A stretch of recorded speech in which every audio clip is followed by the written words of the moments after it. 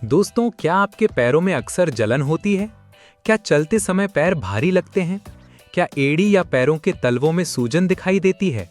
क्या रात को सोते समय पैरों में झुनझुनी, सुई चुभने जैसा एहसास या खिंचाव होता है? अगर इनमें से एक या एक से अधिक समस्याएं आपको हैं, तो आज का ये वीडियो आपके लिए बेहद महत्वपूर्ण है, क्योंकि आज हम एक ऐसे आसान, सस्ते और घरेलू उपाय के बारे में जानेंगे जो पैरों में रक्त संचार बढ़ाने, थकान कम करने और विभिन्न प्रकार की असुविधाओं से अस्थायी राहत दिलाने में मदद कर सकता है। बहुत से लोग सोचते हैं कि पैरों में दर्द या जलन केवल बढ़ती उम्र का असर है, लेकिन वास्तव में इसके पीछे कई अन्य कारण भी हो सकते हैं, जैसे कमजोर रक्त संचार, लंबे समय तक बैठकर या खड़े होकर काम करना, नसों पर अधिक दबाव, शरीर की अत्यधिक थकान, ठंडे मौसम का प्रभाव, मधुमेह यानी डायबिटीज के कारण नसों की समस्या। इन कारणों से पैरों में भारीपन, सूजन, झुनझुनी, सुन्नपन, जलन और असुविधा हो सकती है। कई लोग ऐसी स्थिति में दर्द की दवा लेकर कुछ समय के लिए राहत पा लेते हैं, लेकिन समस्या ये है कि दर्द की दवाएं आमतौर पर केवल लक्षणों को कुछ समय के लिए कम करती हैं, मूल कारण को दूर नहीं करती। इसलिए आज हम एक आसान फुट सोक यानी कि पैरों को गर्म पानी में डुबोकर रखने की विधि के बारे में जानेंगे, जो शरीर को आराम देने और पैरों में रक्त प्रवाह को सक्रिय करने में मदद कर सकती है। इस उपाय के लिए आपको केवल 3 चीजों की आवश्यकता होगी: 3 से 4 लीटर गर्म पानी, 1 से 2 टुकड़े भीमसेनी कपूर और आधे नींबू का रस। अब सवाल है कि इन चीजों का उपयोग क्यों किया जाता है। गर्म पानी पैरों की रक्त वाहिकाओं को अस्थायी रूप से फैलाने में मदद करता है। इससे रक्त प्रवाह कुछ हद तक बढ़ सकता है और मांसपेशियों को आराम मिल सकता है। कपूर के उपयोग से ठंडक और ताजगी का एहसास होता है। कई लोगों को इसका उपयोग करने के बाद पैरों की थकान और भारीपन कुछ कम महसूस होता है। दूसरी ओर नींबू में मौजूद प्राकृतिक तत्व पैरों को ताज़ा रखने में मदद कर सकते हैं और दुर्गंध कम करने में भी लाभदायक हो सकते हैं। बनाने की विधि: सबसे पहले एक टब या बड़े बर्तन में 3 से 4 लीटर गर्म पानी लें। पानी इतना गर्म होना चाहिए कि आपके पैर उसे आसानी से सहन कर सकें। अब कपूर को अच्छी तरह पीसकर पानी में मिला दें। इसके बाद आधे नींबू का रस निचोड़कर पानी में डाल दें।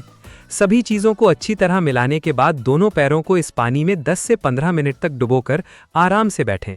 इस दौरान आप किताब पढ़ सकते हैं, संगीत सुन सकते हैं या आंखें बंद करके कुछ देर विश्राम कर सकते हैं।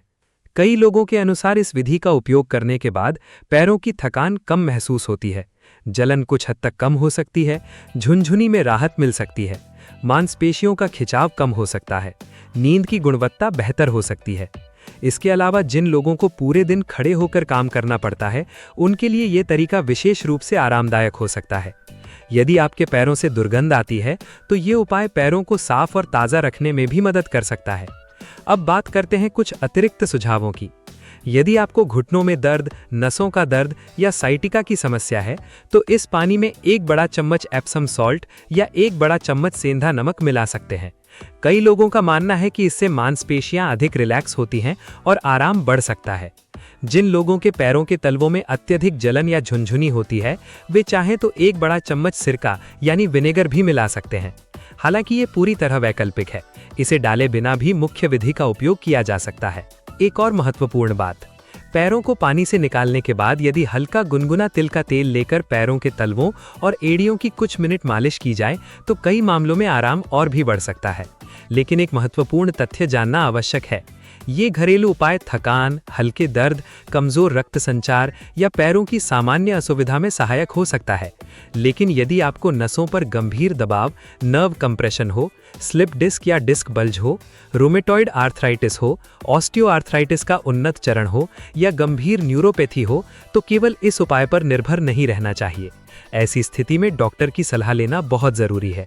अंत में, गर्म पानी, कपूर और नींबू से तैयार ये आसान फुट सोक पैरों की थकान, जलन, सूजन, झुनझुनी और असुविधा को कम करने में एक सहायक उपाय हो सकता है।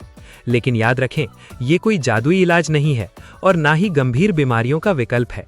स्वस्थ जीवन शैली, नियमित पैदल चलना, पर्याप्त पानी पीना और उचित चिकित्सा के साथ इसे एक सहायक आदत के रूप में अपनाया जा सकता है।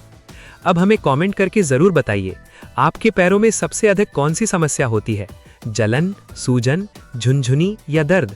और ये भी बताइए कि आप ये वीडियो भारत के किस शहर या गांव से देख रहे हैं और आपकी उम्र कितनी है।